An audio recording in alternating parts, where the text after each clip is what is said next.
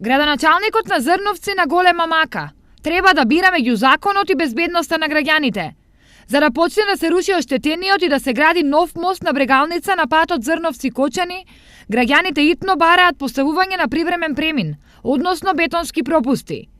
За изградба на истите надлежните институции не дале одобрение, со образложение дека тоа е ризичен потек. Но за да одговори на граѓанските барања, Станков веќе презема конкретни мерки. Една фирма ми има позитивно одговорено, значи сакајќи да ни влезат во пресред, значи тие најверојатно ќе се обидеме да го сето ова алтернативно решение решиме со поставување на овие пропусти, така да очекувам дека деновиве ќе бидат донесени сите овие бетонски пропусти и ќе започнеме паралелно додека мостот се руши, паралелно да бидат поставени, да биде решено некаква алтернатива. Одлуката на Станков следи по неколку месечните преговарања и објаснување на жителите, кои ни подразно не сакаат една година до изградбата на нов мост да кружат преку Виница. Кога ќе се почне мостот да се направи помошен мост, като што беше доле во Теранци.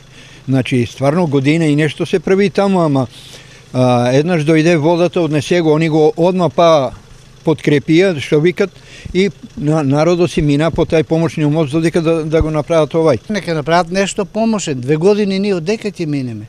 Млекарите минат, млекарите ќе ни откажат. Аз сум собрал таму кад 20 глави говеда, откажем млекарите. Од Штип ќе дојде преку Виница, ќе се шетат, нема да даваја. А туа натаму 20 км, да воде кај преку 20. Дидеш у Облешево, па да се врнат они на Мумујанци, тоа не даваја у обдир. Тврдоглавоста на граѓаните не прв пат е проблем за градоначалникот.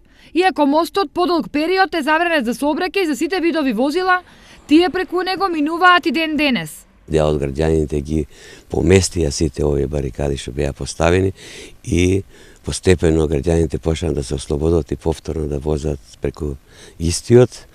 На почетокот, значи само со лесни возила, меѓутоа понатаму веќе може да се види дека и автобусите го користат, меѓутоа исто така, значи и теретни возила. Секојдневно над 100 жители на Зрновци патуваат до Кочани на работа, а речиси уште толку одат на училиште и по потреба до институциите. Мостот се наоѓа на главната артерија која ги поврзува Кочани и Зрновци, па од тука и големиот револт кај граѓаните.